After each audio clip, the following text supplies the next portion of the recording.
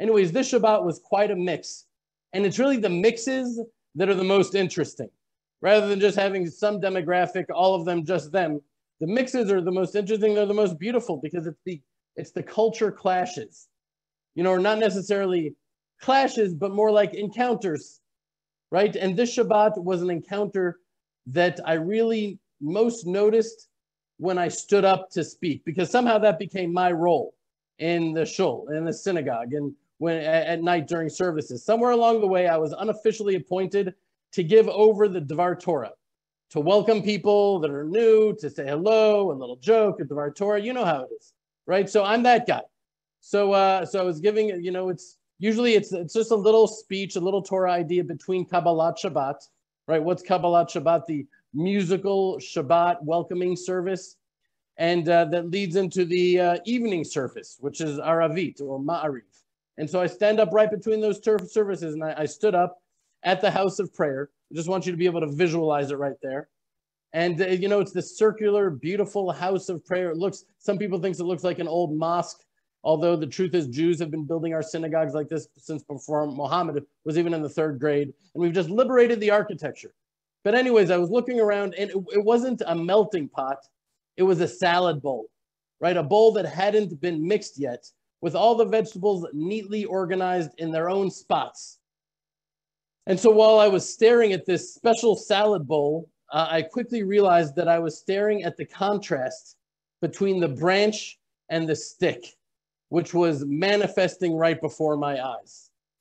And so, and by the way, I really hope when I say this, I'm not offending anyone, because I can tell you I very much look back in my life and spent most of it you know, seeing myself as a stick, much more than a branch. I'm still working my way towards the branch from the stick. But anyways, I stood up to speak, and to my right were 4 high school kids that flew in from Florida for a modern Orthodox. Have you heard of the word modern Orthodox before?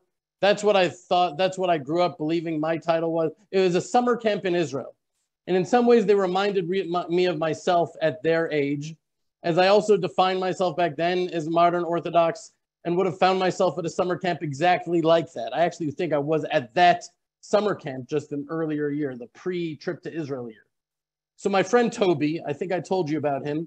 He's staying with his family, his wife Chaya and his kids in Jeremy's house while he's gone. So he invited these boys over for Shabbat. He's always inviting people over. He wants them to experience the farm. And so to my right were these kids, and to my left were about 10 Noar Gvaot. And again, I hate labels, particularly this one, because there's a lot of baggage about it here in Israel. But Noar Gvaot, it's literally translated as hilltop youth. And they have these long peyot, and they're rugged, and they're sun-worn, and their clothes are usually torn. And we're just blessed to have them regularly come through the farm as volunteers. They're just jewels that really, they're hard workers. They take the sheep out to pasture, they build, they irrigate, they work the fields and the vineyards. And I just love the fact that they're at our farm and that they exist.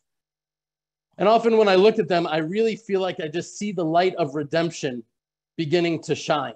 You know, often I feel like I have a message for everybody. I have something to say to everyone, but them, I'm often like, what do I have to teach them or to say to them other than saying, look at me and I'm a relic of the past and you're a sign of the future? I don't know.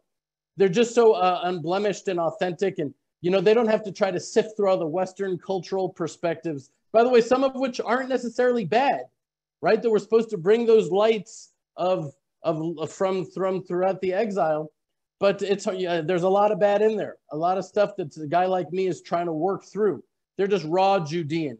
And so seeing them on each side of the room it was such a sight to behold, right? They were like these 4 high school kids and these Noar Gvaot Hilltop youth were like bizarro versions of each other.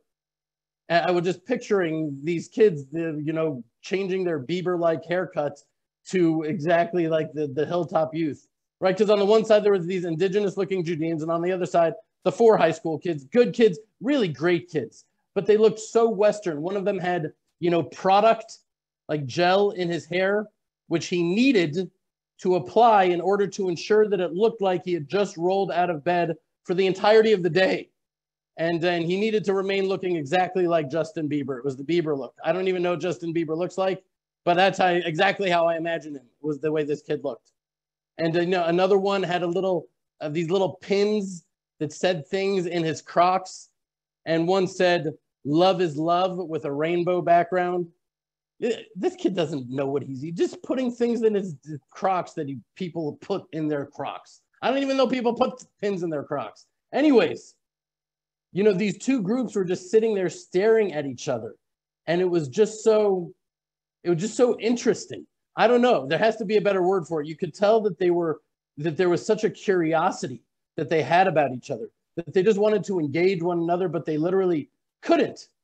One side didn't know a word of English other than veri.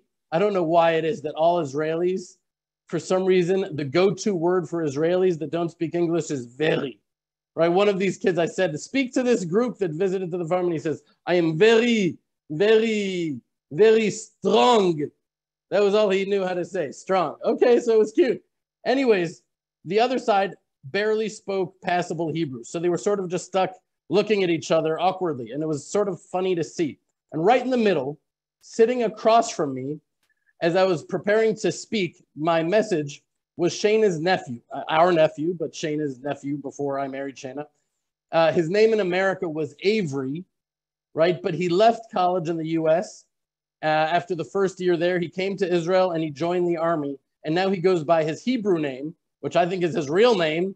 And he goes by Avner, which, as you know, is a very strong name, as Avner was one of David's strongest army generals. Anyways, he was sitting right there in between both groups, sort of a bridge between the two of them, with a foot in each world. This highlight was taken from the Land of Israel Fellowship.